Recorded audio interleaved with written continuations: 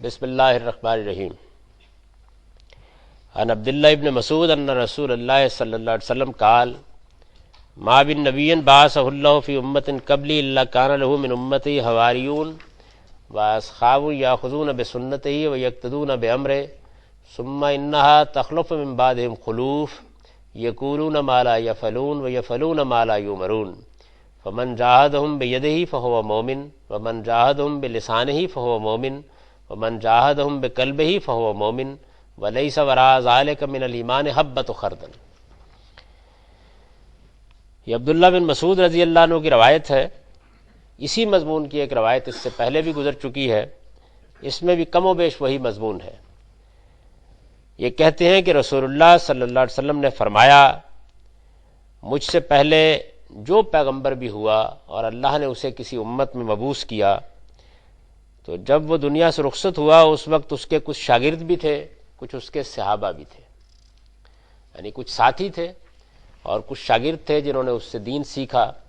وہ اس کی سنت کی پیروی کرتے تھے، جن معاملات کے بارے میں اللہ کے پیغمبر نے کوئی حکم دیا تھا اس پر پورے اترتے تھے۔ پھر آہستہ آہستہ ہر پیغمبر کی امت کے ساتھ یہ معاملہ ہوا کہ بعد میں ایسے لوگ آ گئے جو ان روایات پر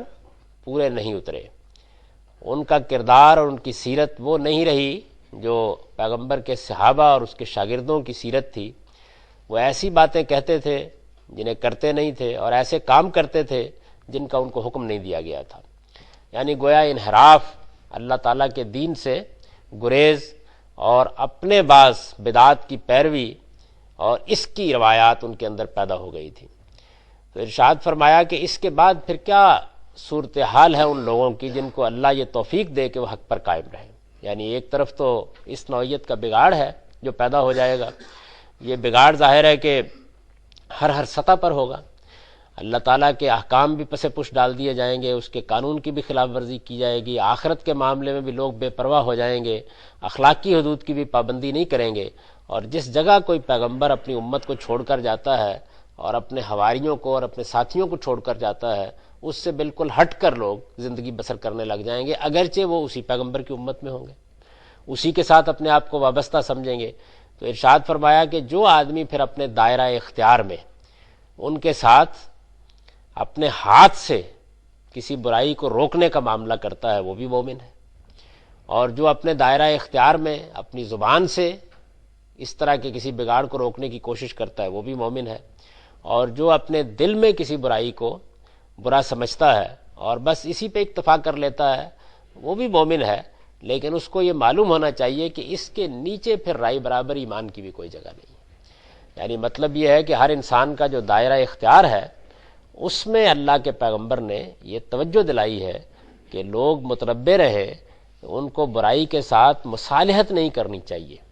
بلکہ جب وہ دیکھیں کہ کوئی برائی پنپ رہی ہے اور لوگوں نے اللہ کے حدود کو پامال کرنا شروع کر دیا ہے تو دل میں برا تو سمجھیں گے ہی، اگر یہ بھی نہیں ہے تو پھر تو ایمان نام کی کوئی چیز باقی نہیں رہی۔ اللہ حوصلہ اور ہمت دے تو زبان سے ٹوکیں، لوگوں کو بتائیں کہ یہ کوئی اچھا کرنے کا کام نہیں ہے، تم اگر واقعی اچھے انسان ہو تو تمہیں یہ رویہ اختیار نہیں کرنا چاہیے۔ اس طرح کی بات جب بھی کوئی سنائی جاتی ہے تو عام طور پر مسلمانوں کا معاملہ یہ ہوتا ہے کہ ان کی توجہ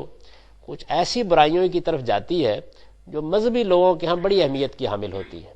درا حال ہے کہ اگر آپ قرآن مجید کو پڑھیں تو یہ معلوم ہوگا کہ برائیوں کی وہ نوعیتیں زیادہ خطرناک ہیں جو پوری سوسائٹی کا بعض اوقات احاطہ کر لیتی ہیں، لوگوں کو اس کا شعور نہیں ہوتا۔ بددیانتی ہو رہی ہوتی ہے، رشوت ستانی ہو رہی ہوتی ہے، اقدار بدلی جا رہی ہوتی ہیں، لوگوں کے ساتھ ظلم اور عدوان ہو رہا ہوتا ہے، ان کے حقوق غصب کیے جا رہے ہوتے ہیں۔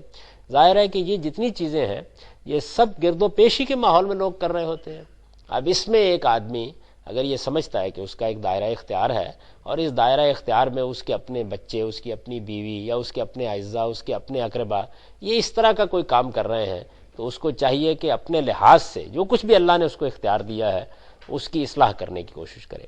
یہ اپنے دائرہ اختیار کے لحاظ سے ہاتھ سے بھی ہو سکتی ہے، زبان سے بھی ہو سکتی ہے، اور بعض اوقات ایسی صورت ہوتی ہے کہ آدمی اس کو دل ہی سے برا سمجھتا ہے۔ تو جہاں آدمی کو اختیار حاصل ہے وہاں ترتیب یہی ہے جو بیان کر دی گئی ہے۔ اسی مضمون کی روایت اس سے پہلے بھی آ چکی ہے، اس وقت بھی میں نے یہ توجہ دلائی تھی کہ اس میں لوگوں کو عام طور پر اس بات کی طرف چونکہ توجہ نہیں ہوئی کہ یہ دائرہ اختیار سے متعلق اللہ کی ہدایت ہے، یعنی اس دنیا کا نظم اس طرح قائم کیا اللہ تعالیٰ نے کہ اس میں ہر شخص کا ایک دائرہ اختیار ہے. یعنی آپ یہ دیکھیے کہ ماں باپ کی حیثیت سے، بیوی اور شوہر کی حیثیت سے، کسی ادارے کے سربراہ کی حیثیت سے، اور پھر ایسے ہی نظم حکومت کی حیثیت سے، اور نظم حکومت سے آگے بڑھ کر اللہ تعالیٰ جس طریقے سے دنیا کو چلاتے ہیں اس میں تو بعض اوقات بڑی قوتیں وجود میں آ جاتی ہیں جن کو پوری دنیا پر اختیار حاصل ہو جاتا ہے، جیسے کسی زمانے میں مسلمانوں کو حاصل تھا اور جس طرح اس وقت بعض قوتوں کو حاصل ہے.